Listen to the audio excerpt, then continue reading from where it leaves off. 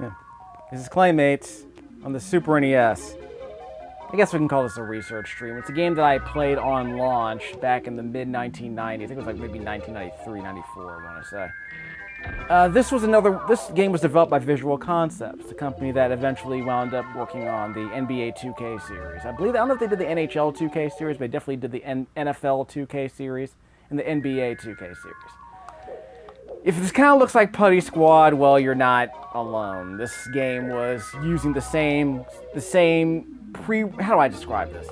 Back when Mortal Kombat was a thing, they were using digitized graphics for a lot of video games. Well, some video games. This game seems to be based on the idea of using claymation figures instead of digitized claymation figures, instead of, say, digitized bitmaps or just real human beings that were photographed. They photographed clay figures here. Unfortunately, the graphics really aren't that big of a deal. I think the game's major accomplishment is in its audio production.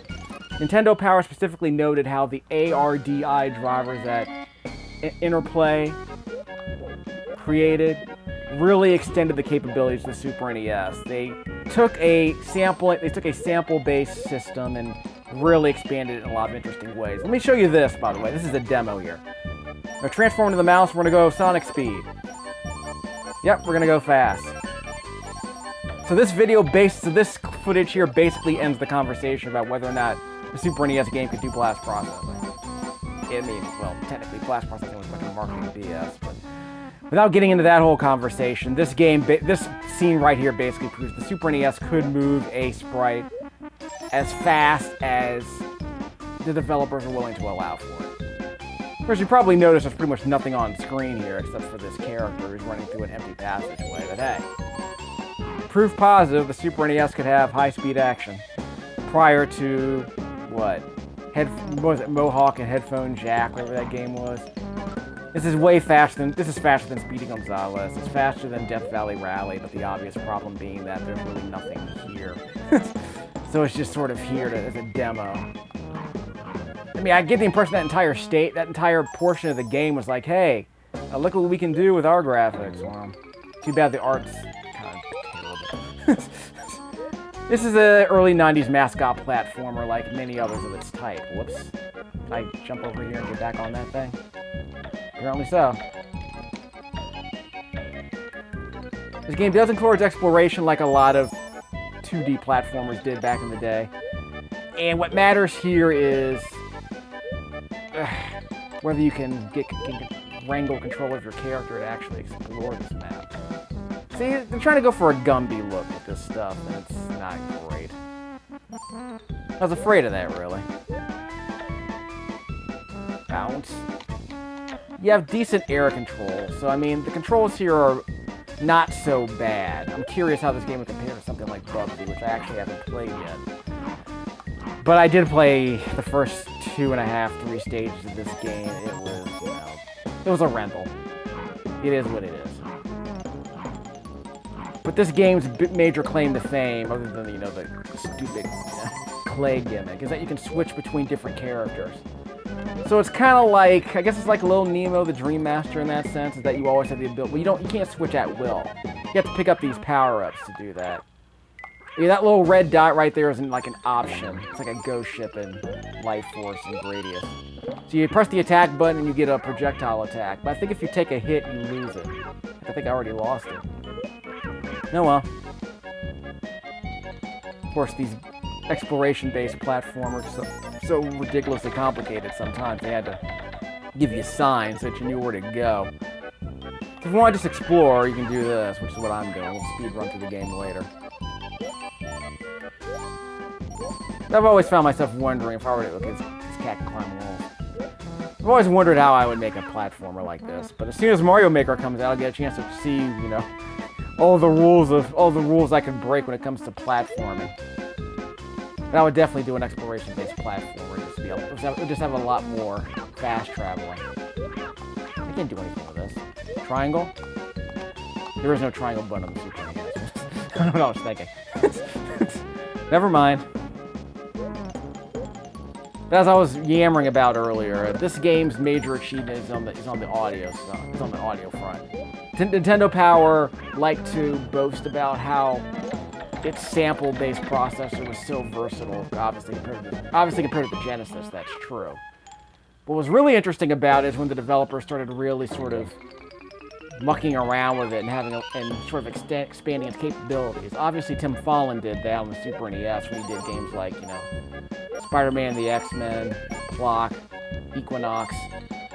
Games where he pretty much proved that he was, you know, one of the elites when it came to the 16-bit musicians. But the other problem was that you would get games like this where, you know, okay, there were technical achievements, but the music's kind of... the music's actually a bit cloying. That's notable. That might be a waypoint. But from a technical standpoint, you really can appreciate it because it does a really good job of, you know, of using the stereo spectrum. It does a really good job of using most of the audio channels, all 8 audio channels the Super NES allowed for. So obviously you get the sound effects, but you get very high quality samples. And the way the ARDI sound drivers apparently were working, the custom ones that Interplay made, they were flexible enough that you can change samples on the fly. So you didn't have to load all of your instruments into memory at once. I think you could actually swap them out and get much more variety in your soundtrack. And I want to say it actually did a pretty good job of coming up with higher quality samples compared to the stock, you know, audio drivers that were available in the Super NES. I want to say Konami did the same thing. Capcom might have done that as well. They found ways to expand the capabilities of that sound driver so you were getting better quality samples. And I think this game is probably a good example of what you could do if you went high enough in the sample quality size. Of course, the limitation being how much memory you're allowed to abuse, but of course, if you have the horsepower to... Here's another form. We got the Globmeister here. Or was the cat supposed to be the Globmeister? I don't remember. The idea was that if you had a lot of high-quality samples, and you can swap them out on the fly, then you can have soundtracks that were a lot more... soundtracks that were basically more technically accomplished. If you watch games like if you listen to game soundtracks like Lord of the Rings on the Super NES, this was a terrible game, but play balls only. I didn't get all the letters. Wait. Gotta see. Okay, can I climb up here? Apparently not. Okay, fine. Bonus. I can go down, right? There's some really funky music here. I'll get you a chance to listen to it. I hate all the yellows. Interesting minigame.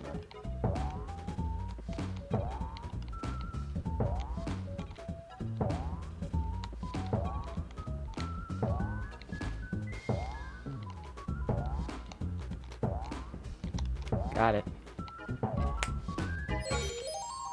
One up. See, that was a fun little bonus game.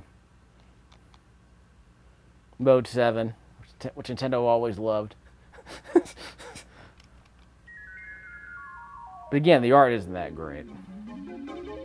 So, kind of like Mario 3, there's this map area where you can go to particular stages to unlock other areas of the game world, so you can figure out where to go next. Oh, there we go. I can hold the button down. It doesn't seem to do any good. So I'm holding the button down, but it doesn't seem to be doing any good.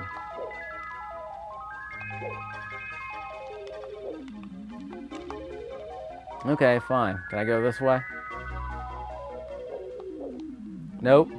But they got the axes, right? So where are they going to chop down?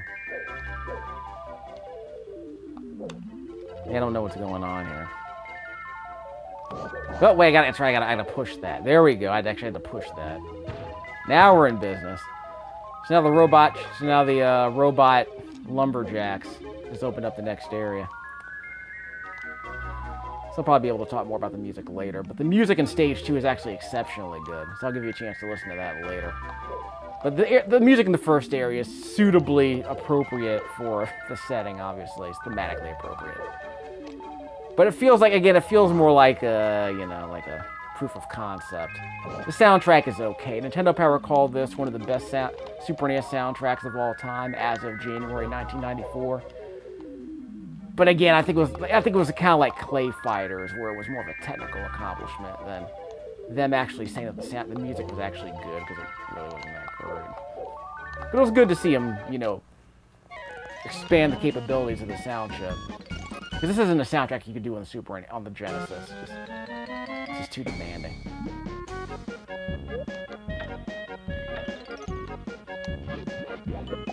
Okay, we'll pause here. We'll come back in a second.